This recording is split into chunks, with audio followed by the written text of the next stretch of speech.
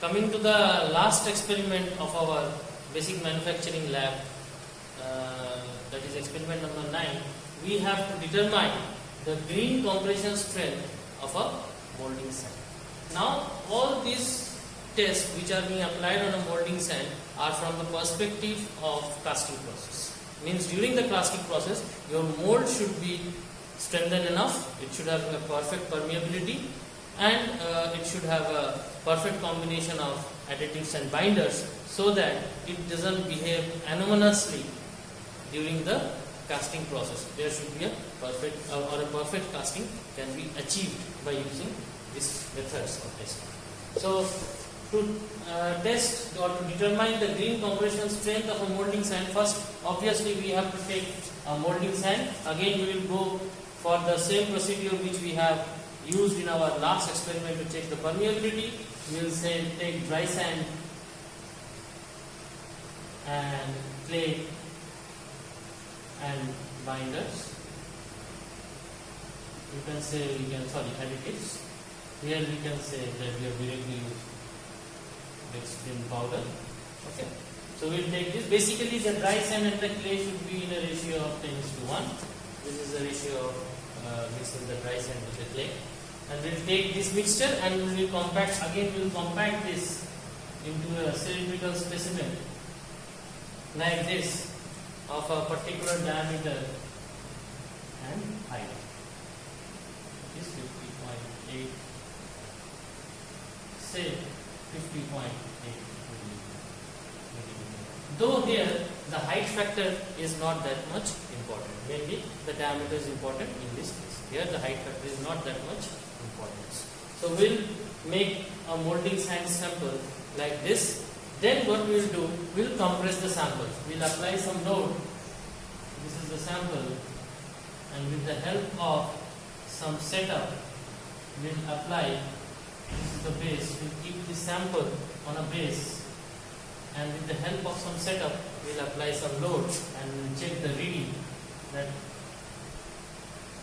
at what load this sample fractures appears on the surface of the sample. Now why it is needed? Again let's come to the casting. Let's see if this is your mold cavity, say if this is your mold cavity, this is your molding sand, this is a mold cavity, this is mold cavity, and this is the molding sand, mold cavity, and this is the molding sand. Now what happens when you pour liquid molten metal here? Due to the flowing force of this metal, these walls, if the molding surfaces don't have the required strength, they may break and fall. While we pour hot metal with a particular turbulence in the flow, or when we take out the pattern from the moldings and we take out the pattern, it may result in breaking of the walls if the walls don't have a particular strength. So that's why this strength test is required, that the molding sand which you have prepared with a mixture of sands, mainly the dry sand and clay, whether it consists of or whether it is having a particular strength which can hold the casting during the actual experiment. Now we'll move to the lab and check the experiment. Now coming to the experimental part of strength testing, we can see that to make the specimen, dry sand, clay and dextrin powder is being mixed in proportion. We generally add 10:1 proportion of sand is to clay. So 10:1 proportion of sand is to clay is taken, along with dextrin powder is added, and the mixture is being prepared. This mixture will be put into a mold here of specific dimensions and cavity.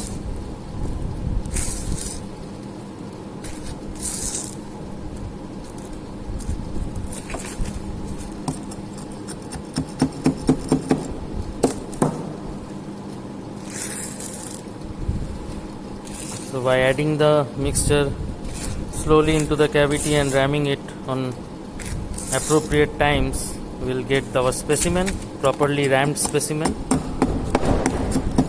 and compressive strength of the specimen will be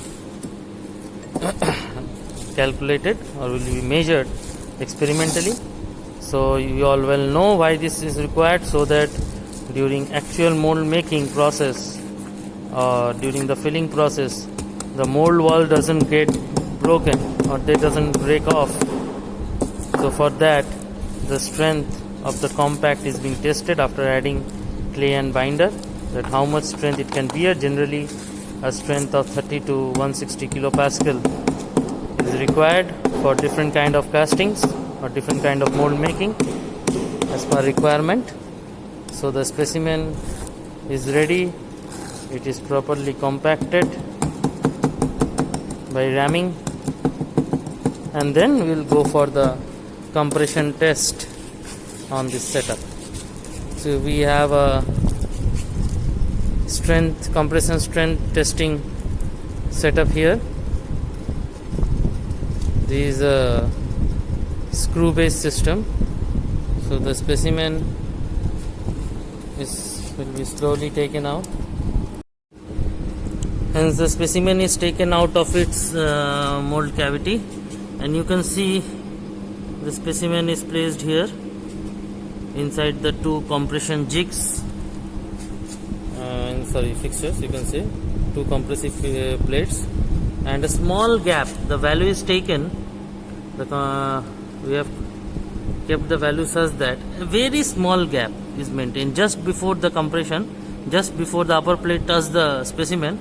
That much amount of gap is maintained, and we will apply the load slowly and gradually by rotating the upper wheel, and we will check at what kgs of load acting the sample breaks. Hence we are applying the load slowly.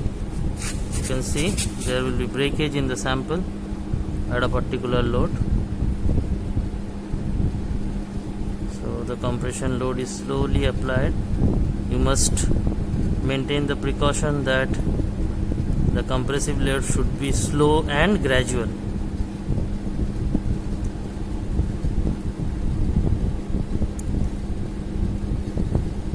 You can see cracks have opened up on the surface of the specimen. So it can be seen that cracks have developed on the surface of the specimen. You can see. So it has fractured. So we'll stop our experiment here. So you see that this much value of load is required to bring a compression failure into the sand mold specimen. So friends, after the experiment, you have seen how we have made the sample, our molding sand sample, and how we have conducted the experiment, how we have seen that at what load the fracture is actually occurring. So after the experiment is done, we will do the calculation, and the calculation is very basic. To calculate the strength, we use the formula, that is weight required to fracture by the cross section area of the sample. So this is the weight required to fracture. So we have seen in our experiment that fracture is actually occurring at a load of say 8 to 9 kilos around. So that can be actually find out while you are watching the experimental video. That can be easily find out. So 8 to 9 kg of load is required to fracture, but there is an error in the machine due to the hanging of the load. At the very start of the experiment, you will see that the arrow is pointing to 2 or 3 kgs. So just subtract that value, the error, from the actual reading, and then take the value of the fracture weight. So the weight at which the fracture has occurred divided by the cross section area. So weight by square. The R of the sample, the diameter of the sample is known, that is 50.8 millimeter. So from here you can calculate the strength of the molding sample. Thank you.